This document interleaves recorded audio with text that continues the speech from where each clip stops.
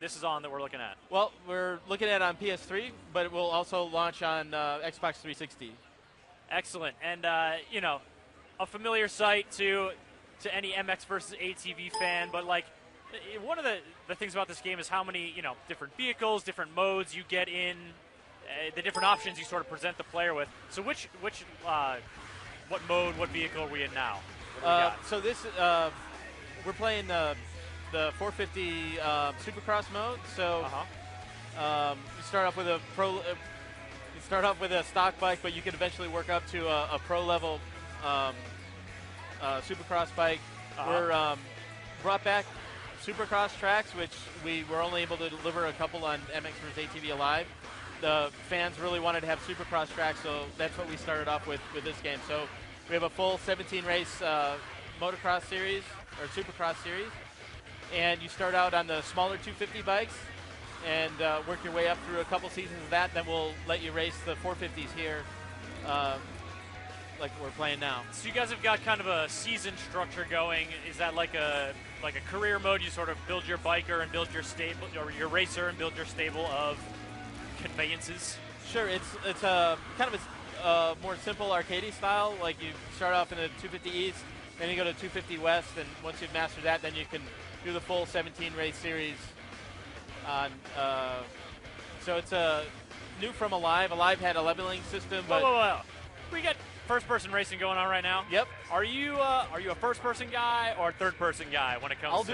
I'll do both. I get my fastest times in first person actually. Oh, so. really? Yep. Does that put you said you actually do race? Yeah, I've been racing for 6 years. Taking a year off right now, but the development schedule getting a little hectic. Oh, a little bit. You might say that. So you're switching between your first person and third person. I'm sorry, I think I interrupted you earlier when you were talking. First person has its advantages, but you also don't get to see the terrain deformation that's happening behind you. So you get a little bit better view of that. So what we have is a really sophisticated terrain deformation system that lays down ruts. So over time, you'll see where the AI has laid down the track. And sometimes you can blaze hook up a new in there. track in the case. Yeah, exactly. Maybe. No, but you can make your own ruts and cut a earlier line like Reinhardt's doing here. Or you can follow the line where everybody else is. So it kind of helps as a guide of like where the other guys are fast. But if you could cut a faster line somewhere else, that's great. Then you could use your own ruts to hook up a little better in the corners. And we've evolved it over time. It started in Reflex. It was tuned in Alive, and now we're really happy with where we're at. Yeah, so it's not just the cosmetic, like, oh, this track's getting torn up. It's you can actually lean into it in a different way because you know that deep rut is there. Exactly. You can, you just hook right up in there. It's great. Feels great. Very cool. Of course, we've got two wheels in action now, but MX versus ATV, well, I'm sorry. He just ejected right there. Yeah, just for fun. We just got derailed again real quick because is that a thing you can just do anytime in the game? Yeah. There's a 4-button combination you could just like launch. We have about 15 minutes of fun every day doing that. Right. I gotta say that was one of my favorite things about Grand Theft Auto 5 was the ability to just kind of ragdoll yourself. You bet. And doing it here, doing it in trials, it just. We would gather around and let me check. All right, I got this. We're gonna hit it at the right time. You flail, you crash. Yeah, you bet. Can I eject into the stands or can I get over the start finish line? That kind of stuff. So it's fun because if you get frustrated, you can't beat can't beat a particular race. You just want to play around and blow off a little steam and then get serious again and do another race. And I feel like that'd be an important part of this because you guys have the very tuned racing, the track dynamics.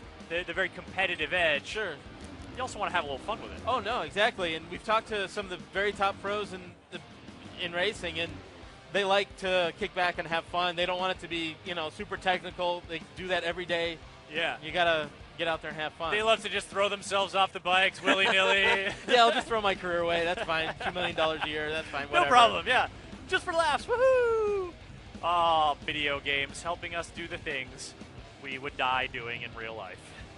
All right, so this is a Supercross course, and of course Supercross is in the title of the game, but do we have, what's the kind of course variety folks can look forward to here? Well, we're really focused on the Supercross events. So we delivered a lot of tracks, 17 this time. So it's quite a bit. And we will have some DLC later that will give you more free ride opportunities and more variety later. But we wanted to get this game and this experience out as soon as possible because we made some really big changes to the physics, brought back rhythm racing, which is where you get into tune with the rhythm of the track and you jump either doubles or triples and that kind of things, and it feels really rewarding when you hit it like there. You just hit that there. Yep. And if you get a little bit out of time, you lose a little bit of time. But once you're into that groove, it's so sweet. Feels great. Yeah, exactly. And we brought back the clutch and flick preload to get back into rhythm if you get out of sync. That's made it so much more enjoyable. We also kind of tuned down the amount of wrecks, so you can just keep racing because it's no fun to do it in real life, and it's not too fun to do it here either. So it's a little more rub-in, like you can, you can have incidental collisions, but not. Exactly. Yeah, we got it set up so you can't really abuse the AI too much, and they're not going to abuse you, but